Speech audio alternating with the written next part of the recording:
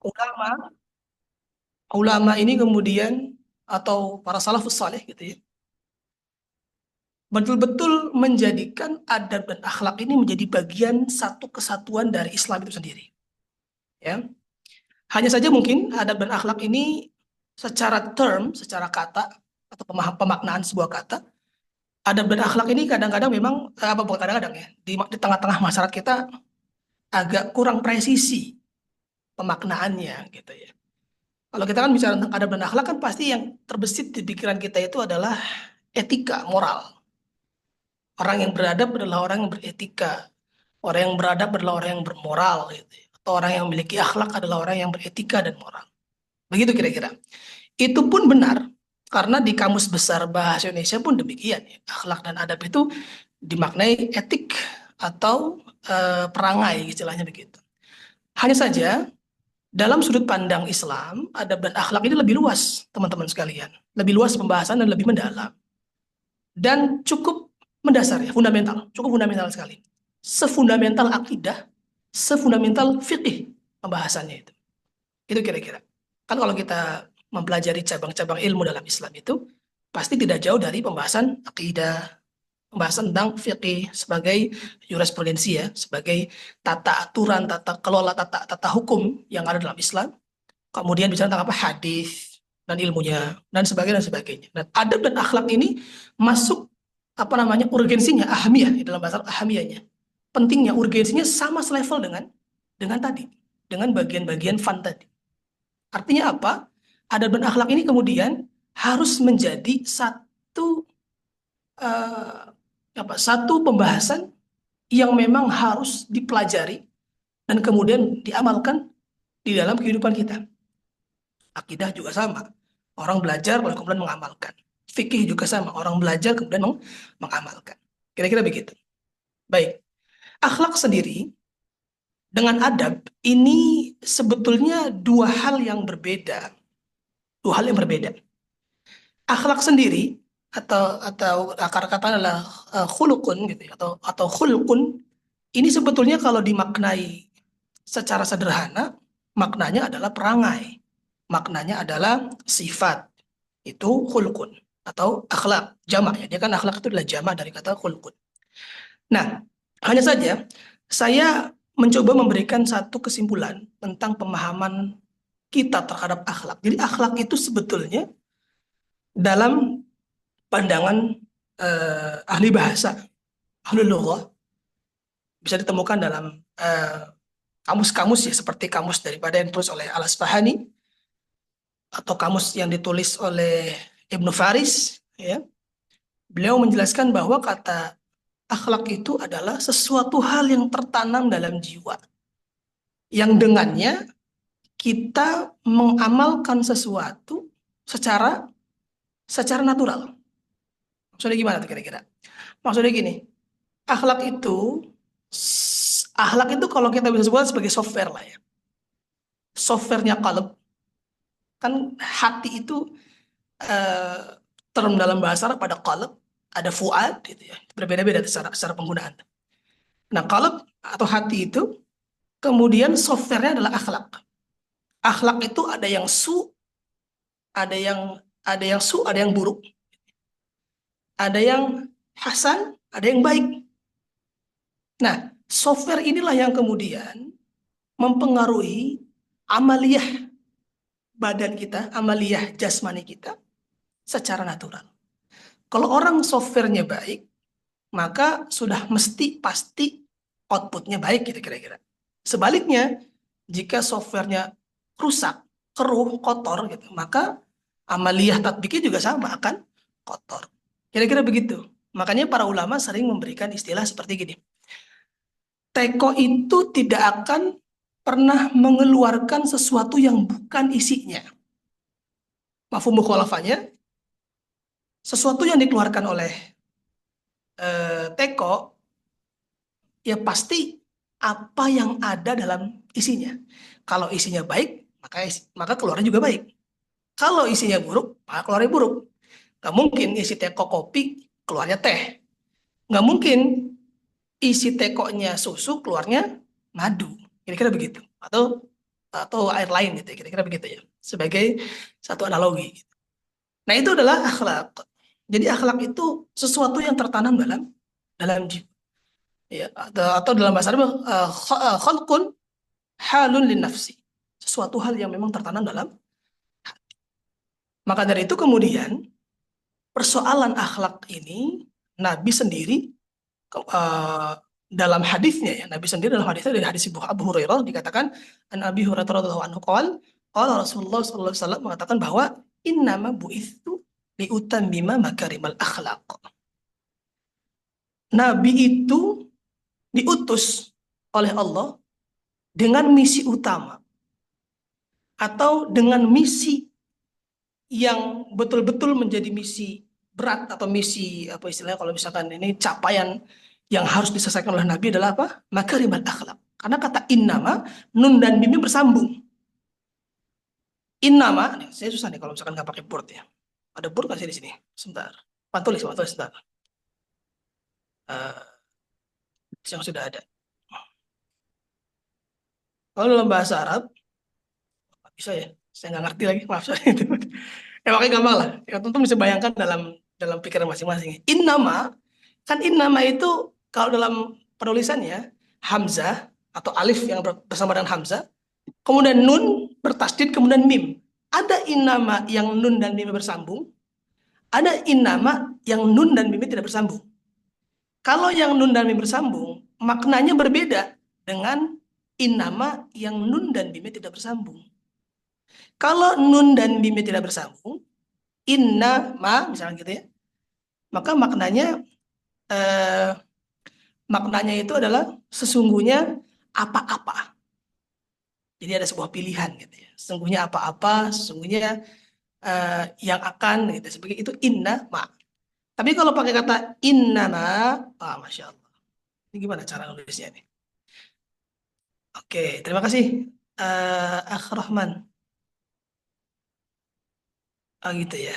Sebentar. Ini backnya gimana nih? Kayak gini ya. Kata innama, inna, aduh, tapi itu lagi pakai pulpen. Harus pakai deh. Inna ma dengan innama, nun dan mim bersambung ini beda maknanya. Ah, kalau innama yang di atas, ini maksudnya adalah sesungguhnya apa-apa. Tapi kalau innama yang di bawah, nun dan mim bersambung, ini maknanya sesungguhnya hanyalah, ditaukid gitu ya. Sesungguhnya hanyalah. Sama seperti kalau teman-teman belajar ilmu hadis atau hafalan hadis gitu, hadis Arba'in Nawawi, yakni innamal a'malu binniyat. Nah, innamanya pakai innama yang kedua nih.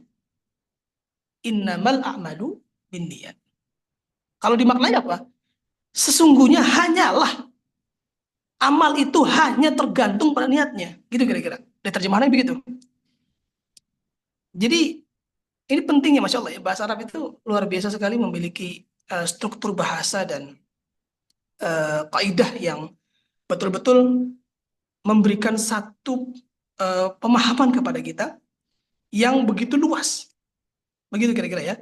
Jadi innama sesungguhnya hanyalah gitu ya. Berarti kan kalau dikata tadi di hadis tadi innama bu'istu liutammima makarimat akhlak. Seolah-olah Nabi bilang bahwa sesungguhnya saya diutus oleh Allah itu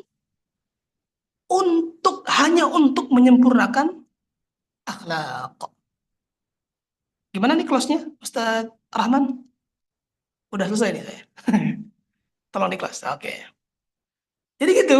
Jadi innama bu'istu liutammima makarimal akhlak. Seolah-olah seperti itu.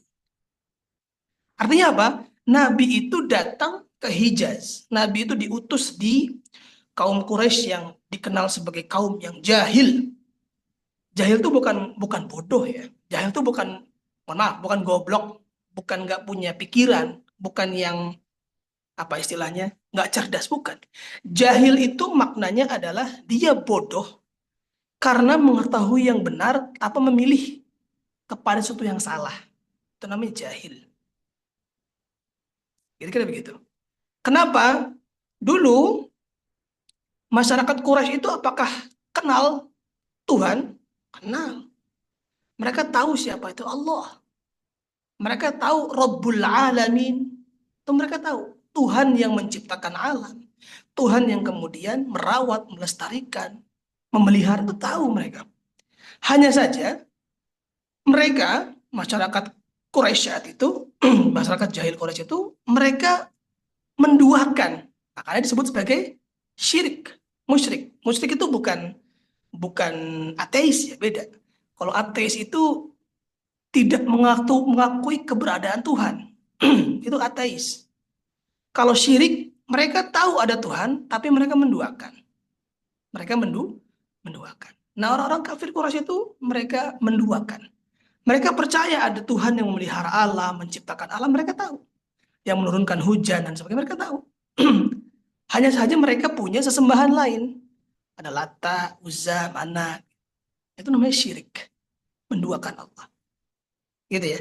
Jadi kalau kalau orang yang tidak mempercayai eksistensi Tuhan tuh dia bukan sekedar jahil, tapi jahil murakkab. Bodohnya yang kuadrat. Kenapa? Karena fitrah manusia itu memang diciptakan dengan rasa takut, khauf, bersandar. Ya. Karena apa? Karena manusia itu diciptakan dhaifan. Khalaqul insana dhaifan. Mereka diciptakan mempunyai karakter yang lemah. Lemah itu maksudnya adalah mereka bersandar, mereka ada khauf, ada takut. Itu namanya dhaif. Kalau kita terhindar dari khauf, dari rasa takut, terhindar dari rasa bersandar, kita bukan manusia itu. Ya, itu bukan makhluk. Karena makhluk itu secara fitrah mereka dibekali atau mereka tertanam dalam jiwanya khauf, takut. Mereka punya rasa takut. Bohong kalau ada manusia nggak takut. Bohong. Takut pada apa? Pada apapun. Pada suatu zat yang lebih besar dari dirinya. Pada sesuatu hal yang membuat dia terancam. Itu khauf. Hewan pun punya. Ya, hewan pun punya. Tumbuhan pun punya. Apalagi kita sebagai manusia juga punya. Itu karena kita dhaifan. Itu fitrahnya manusia. Makanya bohong kalau ada orang yang bicara bahwa saya nggak percaya Tuhan. Tuhan tuh nggak mempengaruhi eksistensi hidup. Bohong. Berarti Anda itu bodohnya luar biasa. Itu udah jiwanya udah sangat kelam kotor gitu ya. Karena dia tidak memahami fitrah dari dirinya sendiri.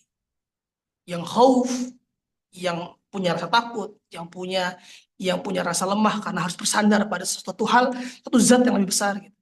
Apa buktinya? Buktinya adalah hope, harapan. Kita setiap manusia pasti punya apa? Punya harapan. Harapan itu apa? Harapan itu sesuatu yang kita sandarkan. Ya, ketika kita mengatakan, "So, saya bisa, saya bisa, saya bisa." Nah, kata saya bisa itu adalah harapan, hope. Itu fitrah manusia gitu loh. Hope itu harus disadarkan pada siapa? Pada zat yang lebih besar daripada kita. Zat yang zat yang hanya berhak disembah. Makanya kata la ilaha illallah. La ilaha, la itu ya, apa namanya? Mengatakan tidak ada, tidak apa menafikan. Ya, tidak ada Tuhan yang berhak disembah kecuali hanyalah Allah. Gitu. Jadi kita harus paham fitrah kita sebagai seorang manusia, teman-teman. Ya, kita jangan merasa bahwa kita ini hebat, kita ini besar, kita ini mampu gitu ya. Itu itu adalah fata morgana yang membuat kita tuh jadi bodoh sebetulnya. Ya, kalau kita selama diri kita masih punya rasa khauf, kemudian kita masih butuh bersandar dengan harapan, maka kita adalah fitrah manusia yang harus menyembah. Gitu. Kira-kira begitu ya. Nah, ini fitrah manusia. Tadi kembali kepada membahas tentang akhlak. Jadi masyarakat Quraisy itu tahu siapa Tuhan pencipta alam, tahu. Hanya saja mereka syirik. Hanya saja mereka kemudian menduakan Allah. Mereka punya harapan yang mereka harus ibaratnya apa? Mereka karena tadi mereka punya hope, punya harap dan rasa takut, makanya mereka butuh pegangan. Padahal Allah sendiri menjelaskan bahwa tidak ada yang berhak kemudian dimintai, diibadahi, ya, kecuali hanya Allah. Apa ayatnya? Iya karena butuh wa iya karena nasta'in. Sesungguhnya hanyalah kepada Engkau kami meminta atau kami menyembah dan hanya kepada Engkau kami minta pertolongan.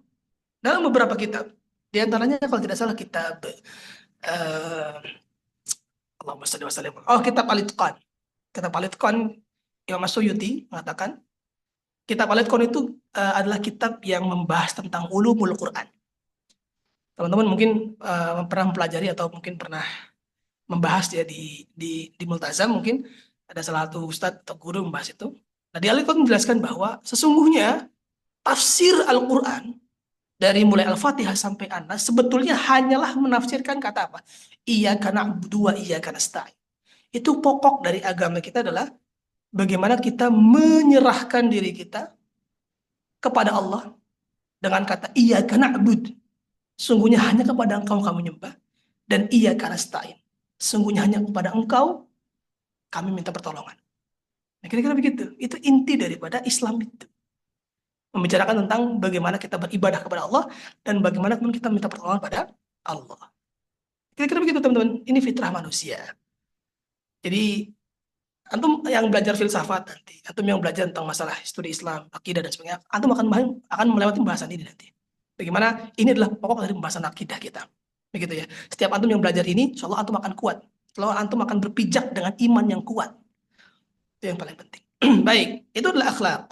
Jadi akhlak itu adalah software.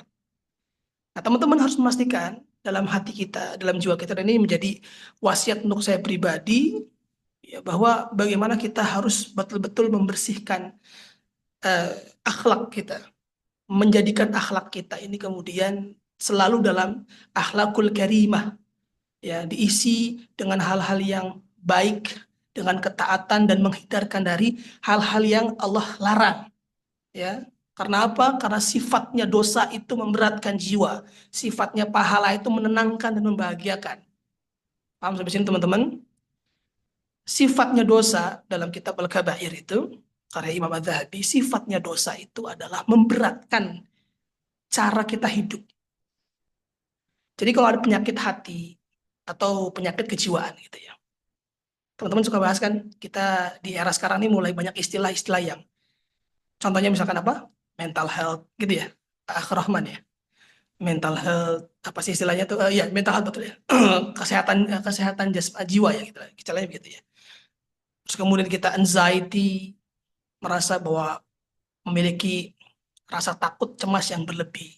Nah, ini kalau dalam kajian kejiwaan tazkiyatun nafs dalam Islam, ini adalah pengaruh dasar awalnya adalah terhindarnya kita dari ketaatan atau jauhnya kita dari ketaatan. Jadi gini, kitab Ihya Ulumuddin, ini kitab yang sangat umum, antum bisa cari terjemahannya banyak.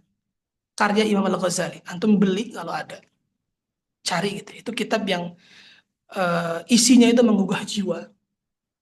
Ya, kemudian memuaskan akal dan pikiran dengan ilmu kejiwaan, dan dia menuntun kita pada keimanan kepada Allah. Itu nama kitabnya Ihya Ulumuddin. Saya rasa teman-teman familiar dengan nama kitab ini.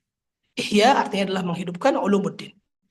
Ya, artinya menghidupkan agama atau ilmu ad-din, ilmu agama. Itu kira-kira begitu. Nah, di bagian muqaddimah, di bagian pembahasan muqaddimah awal ya. Di sana Imam Al-Ghazali menjelaskan bahwa gini, hati itu sentralnya kehidupan. Hati itu layaknya seperti abdan, seperti badan jasmani. Dia butuh makan, dia butuh asupan. Barang siapa yang kemudian jiwa dan hatinya tidak diberi makan lebih dari 3 hari, maka dia akan mati. Nyambung gak kira-kira nih? Jadi hati itu butuh makan. Dan kata Imam Al-Ghazali, atau jiwa itu butuh makan. Kata Imam Al-Ghazali, makanannya hati dan jiwa itu adalah ilmu dan hikmah. Ilmu dan hikmah. Itu mengapa kemudian kita perlu setiap waktu mencari ilmu yang memang kemudian menjadi makanan dari hati kita. Ya, ilmu itu tidak lain dan tidak bukan adalah ilmu ad-din, ilmu agama ini, yang sifatnya menenangkan, memuaskan akal, memuaskan hati, memberikan keteguhan dalam amal. Nah, sebaliknya, barang siapa yang kemudian tidak memberikan makan pada hatinya, maka dia akan mati. Nah, kata mati ini ya dijelaskan bahwa bagaimana jiwa atau hati yang mati. Jiwa atau hati yang mati itu akan apa? Tenggelam dalam kebingungan, sering terserang pada apa? Kegelisahan, kecemasan yang tidak tahu sumbernya dari mana. Persis kan? Masalah kita, mungkin teman-teman yang akan teman-teman hadapi ketika di dunia kampus. Ketika teman-teman the only one, hanya sendiri, ya, mengerjakan suatu hal sendiri. Teman-teman harus mulai mencari berkongsi nasi dengan rekan-rekan yang lain, ya, dalam menjalankan tugas dan sebagainya. Sudah tidak ada lagi itu mudabbir. Sudah tidak ada lagi murabbi. Mungkin peran orang tua sudah mulai sedikit presentasinya dalam kehidupan kita. Nah, teman-teman nanti akan merasakan bahwa ada kegundahan, ada ketakutan, ada rasa kekhawatiran. Nah, hal-hal ini asbabnya adalah apa? Asbab yang pertama adalah stilas fitrah itu ya. Yang kedua, ketika hal itu muncul secara tiba-tiba, muncul yang kemudian eh, sesuatu hal yang mengganggu jiwa kita, biasanya atau refleksinya adalah karena kita kurang dalam ketaatan dan hikmah atau kurang ilmu dan hikmah. Itu dia makanya kenapa kita setiap sholat Jumat itu sunnah yang paling utama dalam sholat Jumat itu adalah mendengarkan isi khutbah dari khatib. Bahkan kita nggak boleh melakukan sholat sunnah di sana. Harus betul-betul mendengarkan khatib. Kenapa? Karena rentan waktunya itu 3 sampai 4 hari ya. Senin, Selasa, Rabu, Kamis, Jumat sudah diisi lagi. Itu kira-kira ya. Dan kemudian ditambah dengan puasa. Itu juga sama. Puasa juga adalah bagian daripada membersihkan jiwa. Kenapa Nabi kemudian puasa Senin dan Kamis. Ya. Kemudian kenapa Nabi juga kemudian punya halakoh-halakoh dengan para sahabat setiap pagi dan sore. Kenapa? Karena hati itu kosong. Setiap kali hati kosong itu muncul kecemasan, muncul ketakutan. Apalagi hati yang kosong atau jiwa yang kosong ditambah dengan dosa. Makin hancur itu. Makin tidak berarah. Akhirnya apa? Kita mencari sesuatu hal yang dapat mengobati menurut kita. Padahal dia hanya memberikan efek yang sebentar. Apa itu? Dunia. Ketika kita kemudian galau sedikit buka YouTube, alhamdulillah dalam beberapa waktu mungkin kita lebih tenang. Hormon endorfinnya mungkin muncul. Tapi nggak lama dari situ, kosong lagi jiwanya. Gundah lagi jiwanya. Lari ke yang lain. Lari ke hal-hal yang lain. Sampai apa? Sampai kemudian hawa nafsu lah ya menjadi pemimpin. Sehingga kita mulai pelan-pelan mencoba maksiat-maksiat yang dianggap oleh jiwa kita karena dihasut oleh syaitan itu adalah kebahagiaan-kebahagiaan duniawi. Wal'iyadzubillah. Ini kita masuk pada pemikiran nih. Jadi kenapa orang zina, kenapa orang mabok, kenapa orang mencuri, kenapa orang apa lagi yang berbuat durhaka lah gitu ya. Atau kalau misalkan yang sifatnya kesenangan duniawi mungkin zina, mabuk misalkan, narkoba dan sebagainya. Itu bukan perjalanan, itu hasil akhir itu.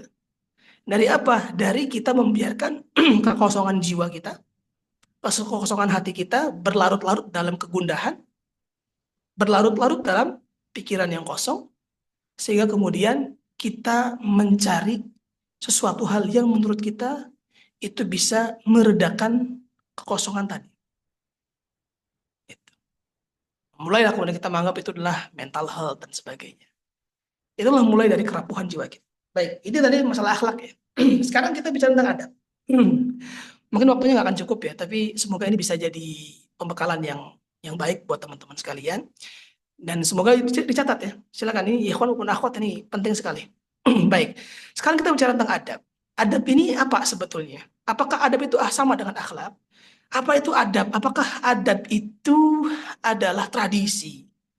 Kan kita sering sering mengatakan ya, antum nggak ada adabnya sama orang tua gitu ya. Nah, itu kira-kira apa tuh? Apakah adab dianggap sebagai sebuah moral? Nah, sebetulnya adab ini dia masih terkait dengan akhlak. Hanya adab ini satu rumah besar.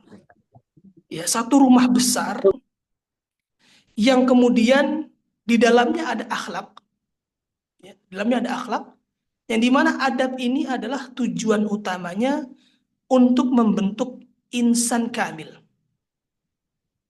Untuk membentuk apa? Manusia yang sempurna. Maksud sempurna di sini bukan kesempurnaan Allah ya, tapi sempurna sebagai manusia yang Allah inginkan.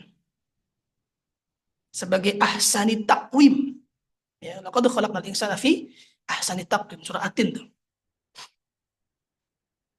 Nah, maka adab ini menurut saya mengulas dari beberapa beberapa pembahasan ya. Cuman saya yang saya suka pembahasan adab ini saya menukil dari perkataan Prof.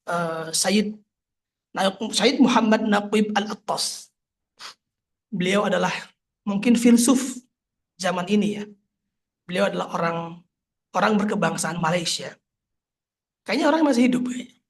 Nah, beliau kemudian dulu menjadi guru besar ya di kampus beliau Istak di Malaysia, dan banyak hasil-hasil didikannya Prof.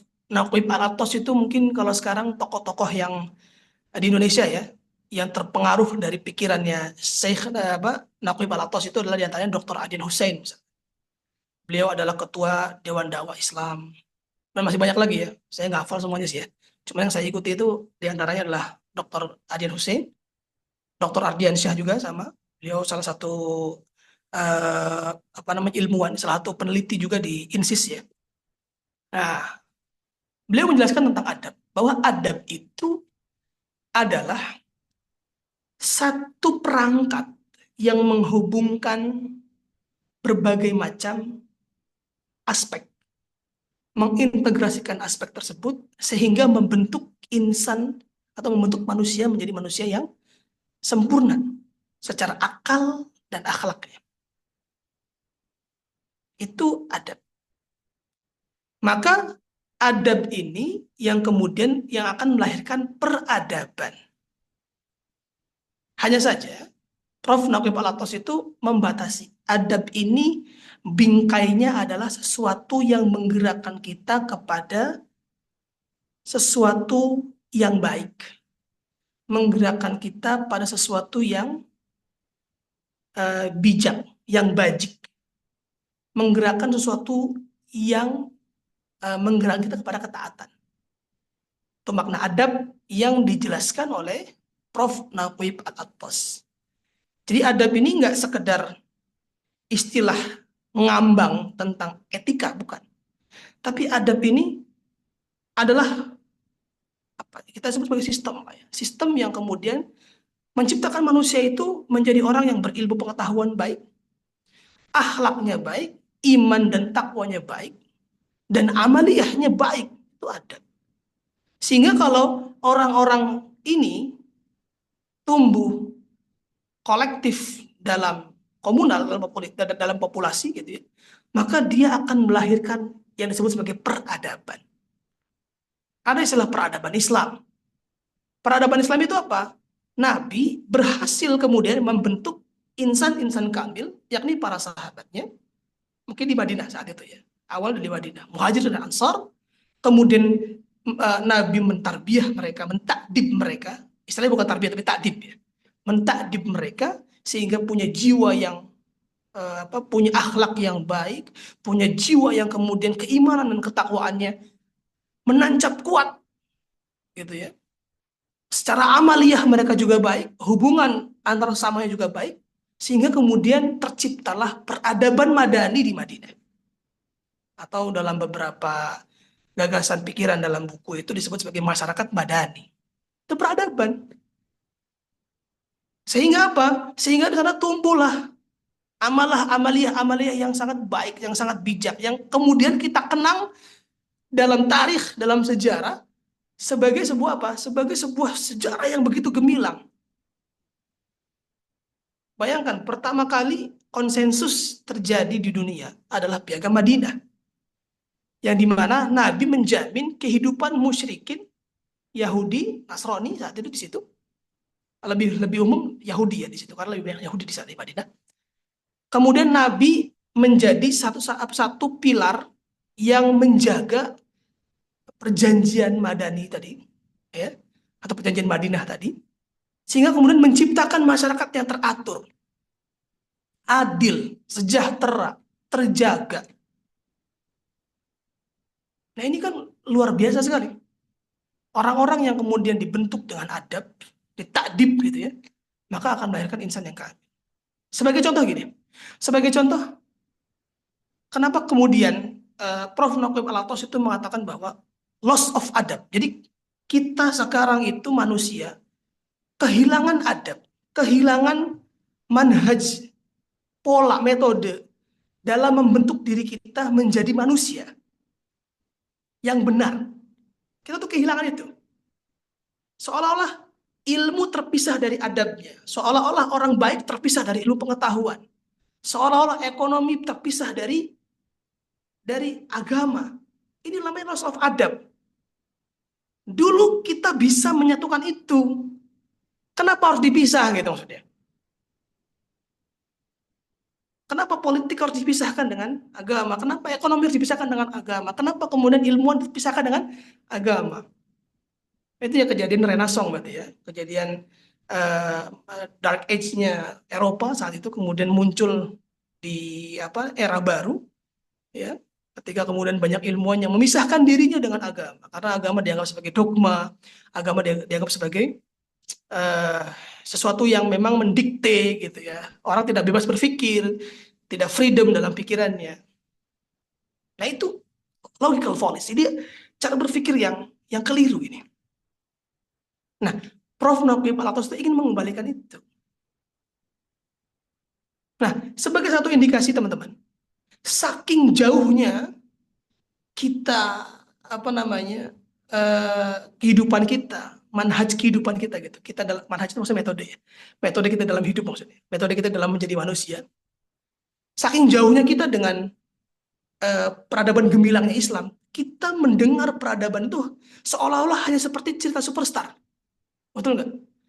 Kita mendengarkan kisahnya Ibnu Sina, Ibnu Rushdi, tokoh-tokoh ilmuwan besar, Al-Khawarizmi. Kita mendengar itu seperti apa? Seperti dongeng gitu. Karena apa? Karena saking jauhnya kita dengan metode berpikir, metode hidup kita sebagai muslimin dengan muslimin yang lain. Ya apa muslimin yang pendahulu kita, salafus saleh. Lihat betapa rusaknya kita berkehidupan ini sehingga seolah-olah kita merasa bahwa kayaknya kita nggak bisa kayak mereka gitu. Betul nggak sih? Betul gitu ya? Kita ngeliat dongeng gitu. Sosok seperti, contoh misalkan sosok seperti siapa? Sosok seperti Ibnu Sina yang dalam ilmu pengetahuan ya. Sosok seperti Ibnu Jazari yang punya kitab Al-Khiyal yang memproyeksikan robotik saat itu ya. Jadi beliau eh, punya karya membuat robot yang mengingatkan khalifah untuk untuk sholat, afan, untuk sholat. Jadi robotnya itu digambarkan itu, jadi di robotnya sebelah kanannya ada alarm, sebelah kirinya itu ngeluarin air buat wudhu gitu. Jadi mengingatkan waktu sholat. Nama kitabnya Al-Khiyal. Dan masih banyak ilmuwan lain. Atau kita mendengarkan kisah-kisah ibadahnya orang-orang atau para salafus soleh, para sahabat, para tabi'in yang luar biasa. Misalkan apa? Misalkan bisa menghatamkan Quran sehari 2 kali, sehari 3 kali. Kita yang hidup sekarang berpikir, emang mungkin ya menghatamkan Quran 3 kali sehari? Di At-Tibyan itu ada. Antum buka teman-teman sekalian, cari kitab namanya At-Tibyan fi Adabi Hamalatil Quran. Itu karya Imam Nawawi. Ya, seorang mujtahid madhab ya.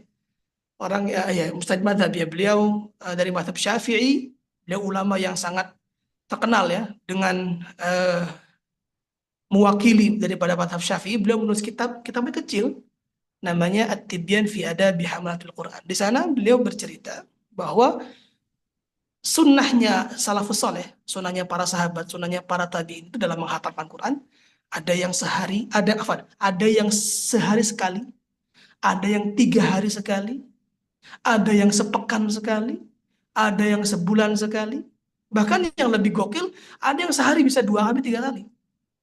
Di antara Imam Syafi'i. Di antara Imam Syafi'i itu dalam riwayat dikatakan beliau bisa menghatamkan Quran 2 kali sehari. Terus kita bilang, kayaknya nggak mungkin loh. Kayaknya nggak mungkin lah bisa begitu. Loh, antum gimana? Ya ngomong Imam Nawawi. Imam Nawawi itu siapa? Imam Nawawi itu tokoh besar. Beliau itu sampai disebut sebagai Muhyiddin. Orang yang menghidupkan agama ini. Kenapa? Karena kitabnya nggak pernah ada yang gagal. Apa yang ditulis oleh Imam Nawawi sampai hari ini dibaca oleh jutaan muslimin. Berkah banget ilmu beliau itu. Kita nggak ada apa-apanya teman-teman. Kayaknya kuburannya paling lapang itu beliau. Karena setiap hari apa? Nafa'anallahu bi'ulumihi wa bi'ulumikum, kita mendoakan beliau. Karena apa? Karena kita mendapatkan ilmu dari karya-karya beliau. Apa di antara karya yang mungkin teman-teman familiar? Nah, di antaranya adalah kitab Riyadus Salihin. Hampir di setiap masjid nggak ada masjid yang nggak punya kitab itu. Itu karyanya Imam Nawawi itu teman-teman. Apalagi kita yang terkenal At-Tibyan tadi. Apalagi Arba'in Nawawi. Hadis-hadis pilihannya. Yang pertama ada innamal a'malu binniyat. Antum belajar semua itu kan? Antum telah berhutang budi pada apa? Imam Nawawi itu. Imam Nawawi itu luar biasa, superstar sekali. Kalau kita lihat sekarang, legend, kayaknya itu superhero sekali, kayaknya nggak bisa. Tahu Imam Nawawi, teman-teman? Imam Nawawi itu adalah orang yang waro. Waro itu adalah sifat yang berhati-hati dalam jiwanya. Setingkat lebih satu tingkat lebih di atas takwa ya. Kalau takwa itu kan ya takwa itu ya umum, muslimin semuanya dibekali sifat takwa. Kita harus punya sifat takwa gitu. Tapi kalau waro itu di atas level takwa. Waro itu artinya berhati-hati sekali. Imam Nawawi teman-teman sekalian, wallahi ini antum bisa baca di At-Tibyan fi Adabi Hamatul Quran. Kisahnya luar biasa sekali. Beliau itu usianya pendek. Beliau itu usianya tidak lebih dari 40 tahun. Tapi karyanya mungkin kita baca seumur hidup kayaknya kita belum selesai. Karya beliau. Beliau itu saking menjaga diri dari sesuatu yang haram supaya ilmunya barokah dia tidak pernah memakan buah-buahan dari tanah wakaf di Nawa. Nawa itu nama daerah, makanya disebut sebagai Imam Nawawi karena beliau dari Nawa. Di mana Nawa itu? Di Damaskus, di wilayah Syria. Di sana dulu banyak tanah wakaf, banyak tumbuh eh, pohon-pohon seperti pohon apel dan sebagainya. Kalau di sana kan banyak ya. Mungkin kurma juga di sana ada. Nah, beliau itu nggak mau makan makanan dari dari pohon yang tumbuh di tanah wakaf. Kenapa? Karena kita nggak pernah tahu mana yang punya orang, mana yang punya wakaf. Karena saking banyaknya tanah wakaf, kita nggak tahu nih mana yang punya petani, mana yang memang dikelola oleh pemerintah. Kenapa? Beliau menjaga diri supaya tidak memakan sesuatu yang syubhat. Dan Imam Nawawi, beliau adalah seorang guru besar di Darul Hadis saat itu di Damaskus. Nah, tapi beliau apa? Beliau tidak pernah makan gaji dari mengajarnya. Lalu gimana? Imam Nawawi makan? Bagaimana Imam Nawawi kemudian menghidupi dirinya? Imam Nawawi dia hanya makan sesuatu yang halal yang dikirim oleh orang tuanya. Jadi orang tuanya Imam Nawawi terus orang petani juga. Jadi dia ngirim mungkin entah sebulan sekali kalau kayak teman-teman pesantren gitu ya.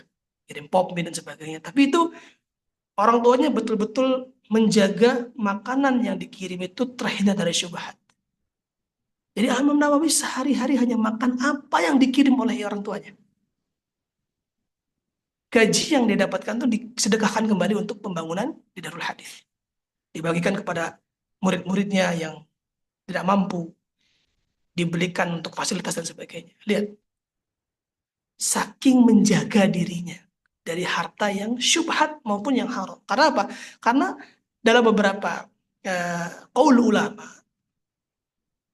makan harta dari mengajar itu sebagian memfatwakan syubhat. Sebagian lagi memfatwakan haram. Di antaranya siapa? Di antaranya dari madhab Hanafi. Imam Abu Hanifah itu dan para ulamanya itu sampai-sampai mengharamkan untuk membayar atau bahasanya para guru Quran, para guru yang mengajar Al-Quran itu mereka nggak mau digaji karena fatwanya mengatakan bahwa itu haram memakan gaji dari apa? Dari mengajar ilmu Al-Quran. Walaupun kemudian pendapat dari mazhab lain mengatakan boleh dan itu sah karena itu ada adab, ada akadnya. Hanya saja Imam Nawawi ingin mencapai puncak ketakwaan tertinggi, maka dia nggak mau makan. Apa hasilnya? Hasilnya karyanya itu Masya Allah. Lihat karyanya, bahkan hidup abadi lebih dari usia hidupnya Imam Nawawi. Itu luar biasanya adab dan akhlak teman-teman. Jadi kalau kita ambil kesimpulan bahwa adab ini adalah satu rangkaian yang mengintegrasikan antara ilmu pengetahuan, akhlak, iman, dan takwa, sehingga kemudian menginstal dalam jiwa kita menjadi orang yang beradab. Jadi orang yang beradab itu sudah pasti akhlaknya karimah. Orang yang beradab itu sudah pasti apa? Sudah pasti iman dan takwanya luar biasa. dan sudah pasti amal ketaatannya sangat sangat tinggi. Nah, gitu kira-kira. Ini pembahasan adab dan akhlak.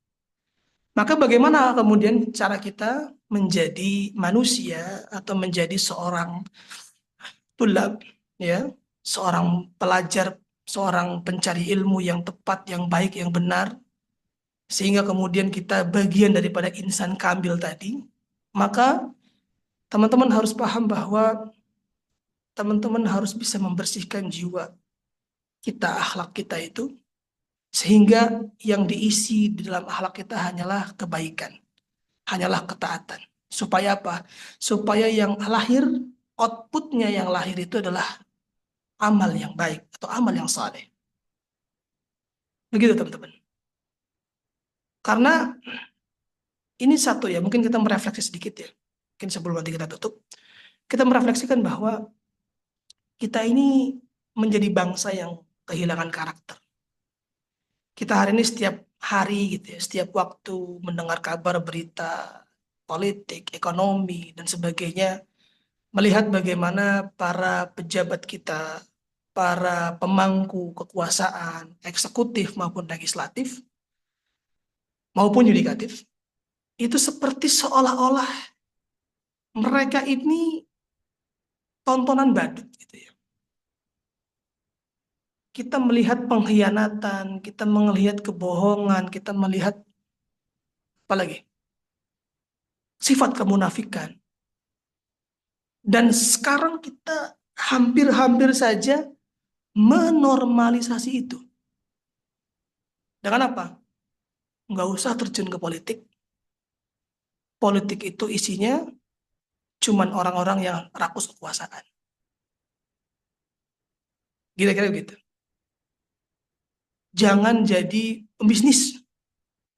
Nanti kita banyak mengkelabuhi apa namanya pajak dan sebagainya, mengambil hak-hak orang orang miskin dan sebagainya. Sekarang kita melihat bahwa bangsa kita ini kehilangan karakter. Sehingga kita mengidolakan sosok yang sama sekali tidak mesti diidolakan. Hanya karena dia populer, hanya karena dia trendsetter, kognitif. Kecerdasan kita tuh bias, cara berpikir itu bias gitu ya. Sehingga orang yang kemudian mendedikasikan dirinya pada hal yang luar biasa besar, ilmuwan, kemudian penulis, kemudian orang-orang yang nilainya kecil sekali dibanding siapa? YouTuber, dibanding selebgram, dibanding seleb TikTok. Dan yang lewat ya adalah mereka-mereka yang tadi dilihat tadi. Kita bisa melihat, kita bisa mengukur lah, lihat kira. Itu sedikit yang melihat dibanding konten-konten yang bersifat entertain, showbiz, dan sebagainya. Itu lahir dari bias kognitif kita. Jadi nampaknya kita generasi ini kecerdasan hancur lebur gitu ya. Hancur lebur. Berantakan sekali.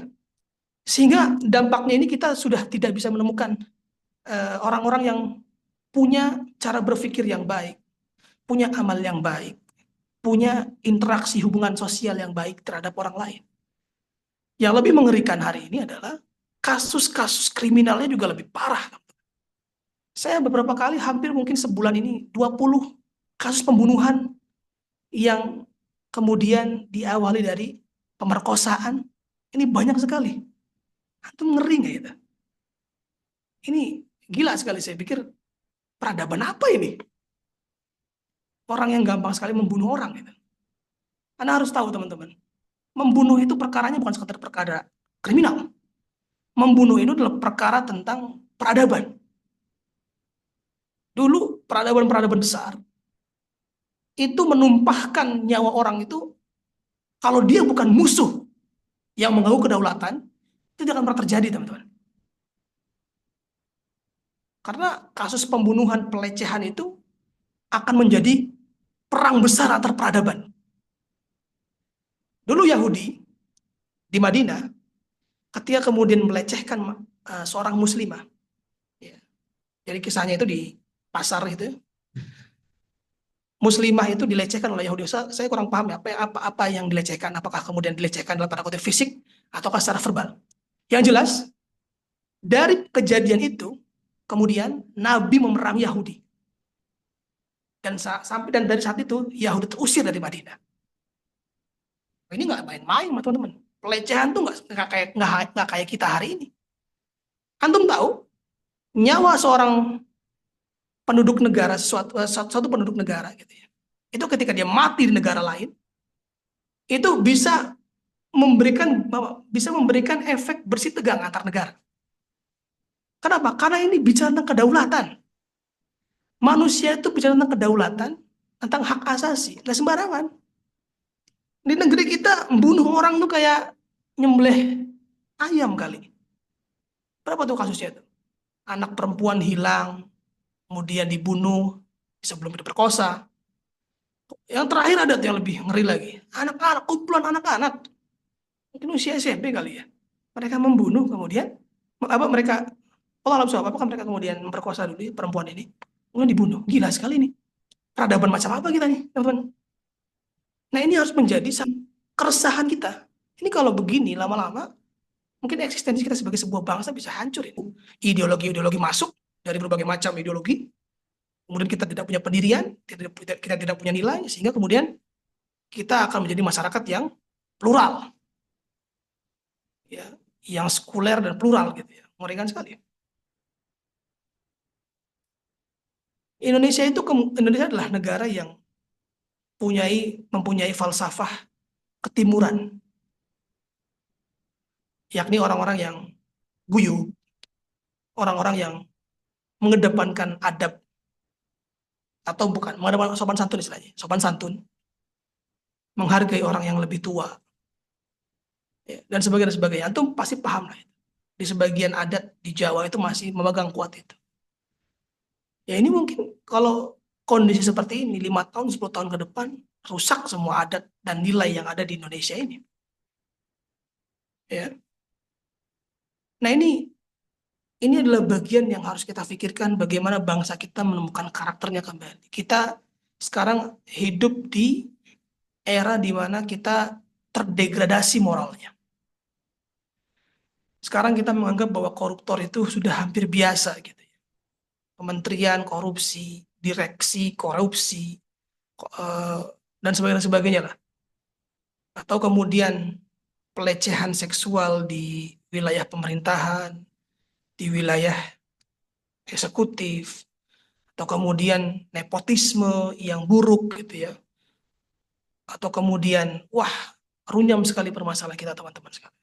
Dan ini adalah bagian dari terlepasnya adab dalam kehidupan manusia. Maka sekali lagi saya simpulkan bahwa adab itu adalah konsep. Adab itu adalah sesuatu hal yang memang mengintegrasikan antara ilmu, akhlak, iman, dan takwa. Kenapa demikian teman-teman? Karena kita sudah mulai kehilangan sosok itu. Saking kita kehilangannya sosok-sosok yang mampu mengintegrasikan tadi dalam adab. Sampai-sampai apa? Sampai-sampai ketika ada satu orang yang punya kualifikasi tersebut, kita membanggakannya luar biasa. Siapa itu? Anies Baswedan. Saya nggak secara politik mengatakannya, tapi saya mengatakan dari sisi sudut pandang lain bahwa beliau adalah orang yang berhasil menggabungkan ilmu pengetahuan, akhlak, iman, dan ketakwaan menjadi satu dalam dirinya. Menjadi manusia yang beradab. Sehingga apa? Sehingga saking rindunya kita pada sosok yang seperti itu, kita betul-betul rela jiwa raga untuk mendukung beliau. Hanya saja secara politik beliau tidak bisa melangkah lebih jauh. Nah, kita kan harus bisa menciptakan orang yang seperti Anies Baswedan yang lain. Dulu kita punya banyak tokoh-tokoh besar, Muhammad Natsir, kemudian siapa lagi? Agus Salim, Kiai Haji Agus Salim, Buya Hamka. Mereka tokoh nasionalis, tapi mereka juga kemudian tokoh Islamis, tokoh yang memang bergerakan dalam pergerakan Islam. Dan jangan salah, mereka adalah tokoh-tokoh bangsa yang punya ilmu pengetahuan besar. Sehingga pikiran dan gagasan, siapa yang nggak kenal falsafahnya kayak Haji Agus Salim? Siapa yang nggak kenal dengan perjuangannya Muhammad Natsir? Siapa yang nggak kenal dengan Buya Hamka, dengan tafsir Al-Azharnya? Kalau dalam dunia Islam, tafsir Al-Azhar itu menjadi salah satu karya yang luar biasa. Sampai tafsir itu kemudian diterjemahkan dalam bahasa Arab dan digunakan dalam penafsiran-penafsiran di luar Indonesia. Lihat, nah kita kehilangan sosok itu. Nah ini harusnya bisa lahir dari teman-teman sekalian. Maka teman-teman sekalian, pesan saya adalah jangan pernah melepaskan antara akhlak, ya tadi ya. Jadi cara kita kemudian mengkondisikan akhlak dalam jiwa kita itu adalah kita pastikan akhlak kita terhindar dari hal-hal yang Allah tidak suka. Karena dosa itu sifatnya adalah memberatkan jiwa, dosa itu memberatkan amal. Jadi kita akan keruh, akan senantiasa gundah, gulana dan sebagainya. Maka istilah amalan-amalan akhlak itu dengan amalan-amalan yang mendekatkan kita kepada ketakwaan Allah. Apa diantaranya? Sabar. Sabar dalam ujian. Sabar dalam ibadah. Ingat, kita dalam ibadah pun butuh sabar. Dan itu menjadi sabar di level yang paling tinggi. Sabar itu dibagi menjadi 3. Sabar ketika menghadapi musibah. Ya. Yang kedua kemudian sabar dalam ketaatan kita terhadap orang tua. Yang ketiga adalah sabar dalam ketaatan kepada ibadah kepada Allah. Itu sahabat luar biasa. Kalau antum sabar karena musibah, itu sudah pasti otomatis. Antum hilang motor, antum hilang handphone. Apa yang pertama lakukan? Selain antum panik, yang kedua adalah sabar. Sudah otomatis ya. Maka itu sabar yang paling rendah, teman-teman. Sabar menghadapi musibah adalah sabar yang paling rendah. Nah, kalau kita pengen naik ke level berikutnya adalah sabar untuk birrul walidain. Saya yakin antum sekalian susah sekali ya. Saya juga termasuk ya. Waliyadzubillah. Semoga kita dibimbing oleh Allah Subhanahu wa taala. Kita harus bisa taat, kemudian kita harus patuh, kita harus kemudian apa? Birrul walidain. Ya. Menjaga diri kita, adab kita terhadap orang tua. Itu berat sekali perkara itu, teman-teman. Berapa kali kita kemudian mungkin orang tua telepon dari angkat. Berapa kali kemudian kita nasihat orang tua tidak didengar. Itu kesabarannya berat ya, teman-teman. Kesabaran dalam apa? Dalam berbakti kepada orang tua itu berat sekali. Makanya di level kedua. Dan level yang pertama adalah sabar dalam ibadah. Tentu mungkin sholat sehari 2 hari dapat hidayah, rajin, hari ketiga udah mulai kendor, udah mulai nggak sabar. Imam sholat bacaannya panjang, berat sekali sabar dalam ibadah itu. Termasuk diantaranya apa? Sabar dalam guru. Berat sekali itu teman-teman. Makanya sabar tahap pertama. Sabar pada ketaatan.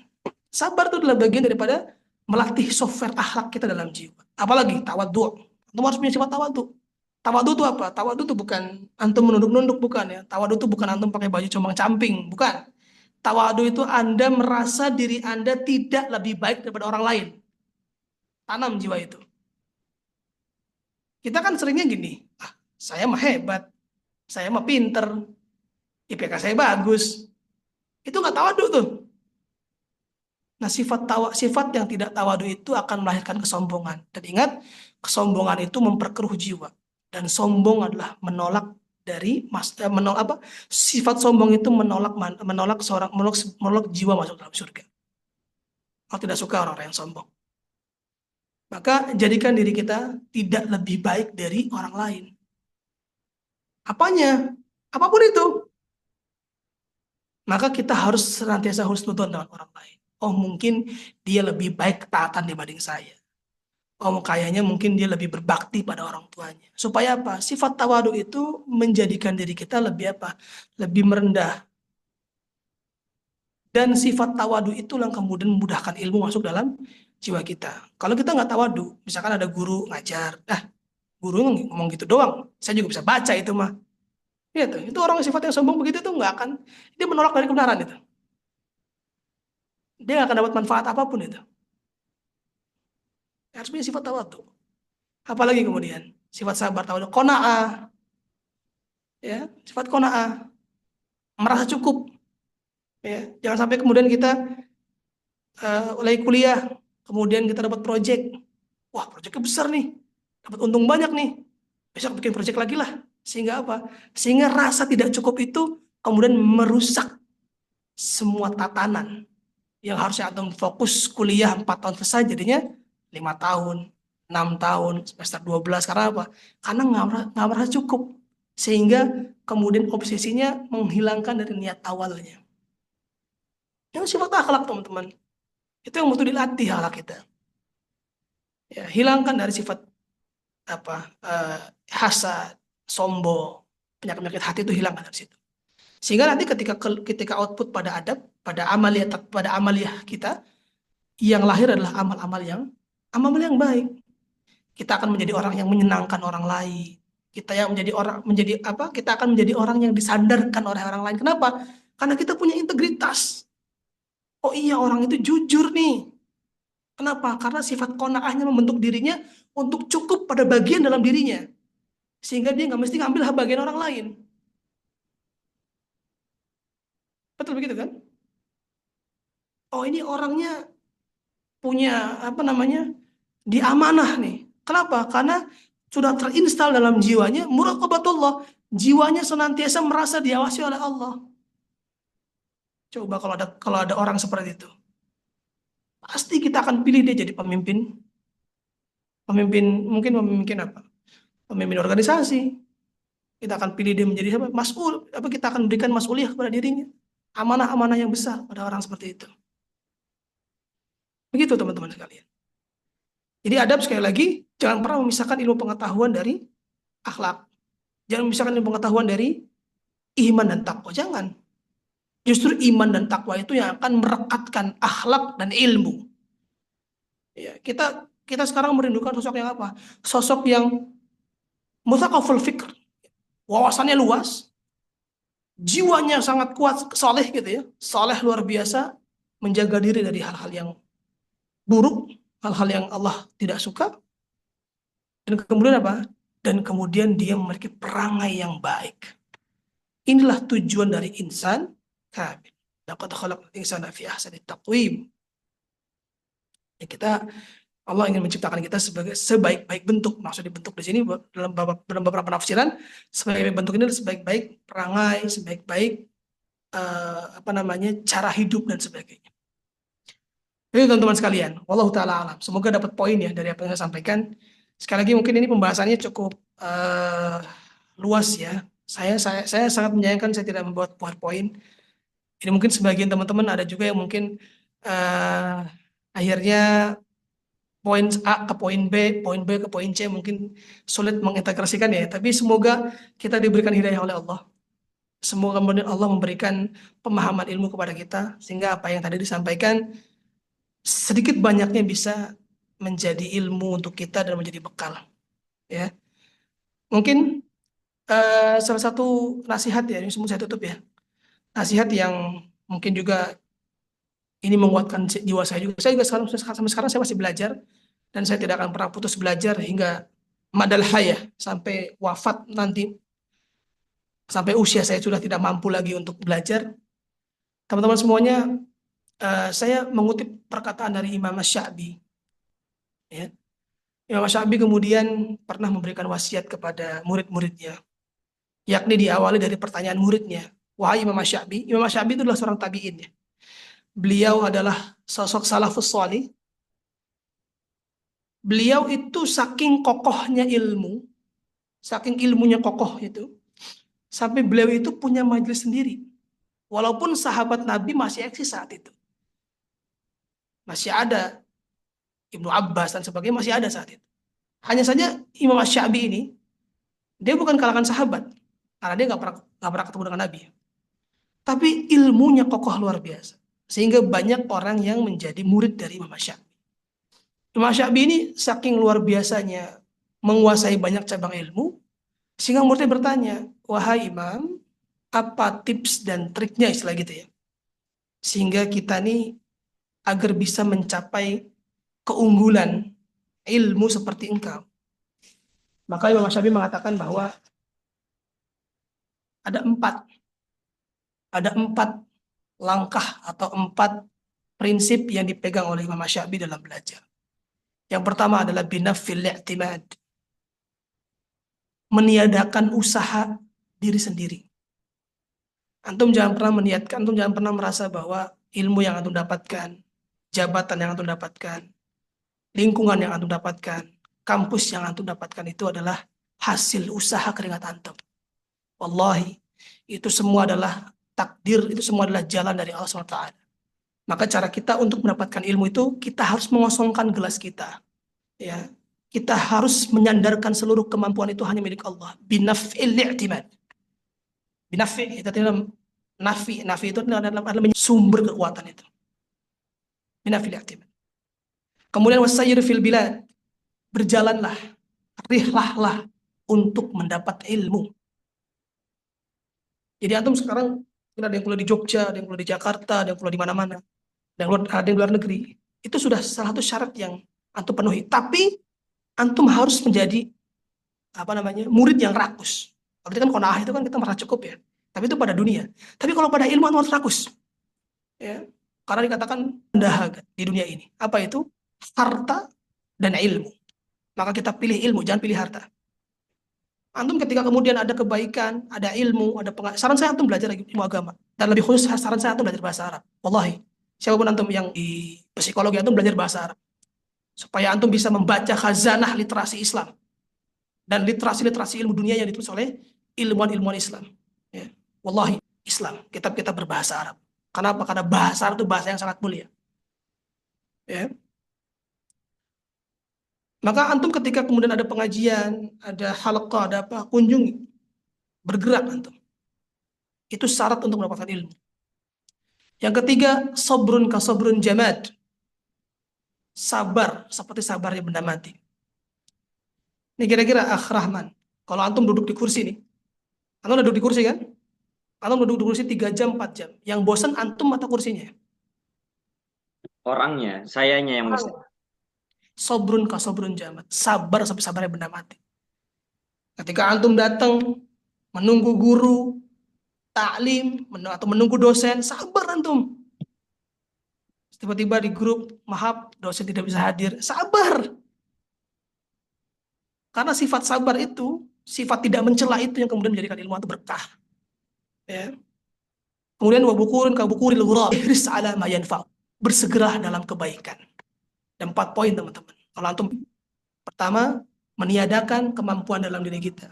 Yang kedua adalah melakukan rihlah dalam mencari ilmu. Jangan antum malas-malasan. Nggak ada pergerakan itu nggak akan tidak bergerak itu tidak akan menjadi apa-apa. Tidak ada movement itu nggak akan mengembangkan apapun dalam diri kita.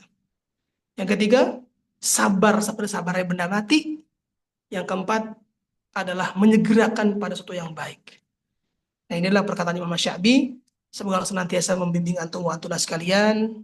Ya, saya sangat mencintai antum sekalian sebagai kakak kelas ya. Walaupun kita tidak pernah berjumpa, semoga di lain waktu antum berjumpa dengan saya. Silakan sapa. Kalau ada yang mungkin kan butuh bantuan, insya Allah saya akan bantu mungkin yang kuliah di area Depok. Wallahu taala alam. Jazakumullahu khairan. Barakallahu fikum. Saya kembalikan ke MC. Silakan. Baik, syukran jazakumullah khairan kasiran Kak Yuda yang sudah menyampaikan banyak hal tadi terkait dengan adab dan akhlak gitu ya. Luar biasa sekali, sangat mendalam. Mungkin ini perlu dipahami beberapa waktu gitu ya, apalagi dengan kondisi teman-teman yang mungkin baru masuk gitu ya, baru masuk di dunia kampus dan dunia pemikiran. Ya, ini selamat datang teman-teman. Kira-kira seperti ini yang akan teman-teman temukan gitu ya bahasanya ketika pembahasan terkait dengan agama gitu ya, keagamaan Islam khususnya gitu ya. Banyak teman-teman pemikiran-pemikiran itu sangat penting gitu ya. Pemikiran Islam itu akan sangat penting dan akan sangat berguna untuk menyikapi berbagai macam hal di kampus nanti ke depannya gitu. Nah, salah satunya adalah pemahaman terkait dengan akhlak dan adab begitu. Ya, barangkali teman-teman nanti insya Allah akan ada recordingnya. Barangkali nanti teman-teman yang masih belum memahami gitu ya, atau yang ingin lebih lanjut lagi, eh, ingin lanjut berdiskusi dengan Kak Yuda bisa menghubungi kemana Kak? Ah, ke mana ya? Ke nomor saya gitu maksudnya ya? Ya, Instagram kali ya? Ah, boleh, boleh. Instagram saya terus ini ya. Instagram saya itu nama saya cuma dibalik. Nama saya YHUDA. Saya balik jadi aduhai. Saya Oke, tulis di kolom komentar ya. Yang mau oke, siap. ngobrol boleh. Ya, silakan. Nah, aduhai, Mas. Yuda Arifin. Nah, itu Instagram beliau gitu ya. Nah, silakan teman-teman follow gitu ya dan diskusi. Beliau juga aktif juga di Depok, di keorganisasian di Depok, barangkali bisa nanti banyak sharing di sana gitu. Baik, eh mohon maaf teman-teman, saya tidak bisa membuka sesi pertanyaan karena Di sini Sudah saya zuhur di ya? Jogja, lebih timur gitu ya. Dan sudah masuk zuhur sebetulnya. Oh, Saya tinggal nunggu iqomah. Jadi iya, iya, iya, iya. tidak bisa saya lanjutkan gitu ya. Ya nanti teman-teman silakan berdiskusi lewat jalur-jalur tadi yang sudah disediakan atau menghubungi Porsilam dan lain sebagainya. Gitu. Gitu saja Siap. tadi saya rasa closing statement sudah disampaikan juga oleh Kak Yuda. Semoga diskusi kita pada siang hari ini menambah manfaat, kemudian mengingatkan kita terkait dengan adab dan akhlak, bagaimana caranya kita menjaga hati, dan semoga bisa mengantarkan kita pada insan kamil dan menambah ketaatan kita kepada Allah Subhanahu wa taala. Begitu mungkin syukran jazakumullah khairan kasiran sekali lagi untuk Kak Yuda, dan terima kasih banyak untuk teman-teman yang sudah hadir, sabar dan menyimak dari awal hingga akhir. Saya mohon maaf apabila ada kesalahan. Wabillahi taufiq wal hidayah. Wassalamualaikum warahmatullahi wabarakatuh. Waalaikumsalam warahmatullahi wabarakatuh. Sampai ketemu di lain waktu, teman-teman. Siap. Insya Allah. Saya izin live ya. Siap. Akh Rahman ya. Barakallahu fikum.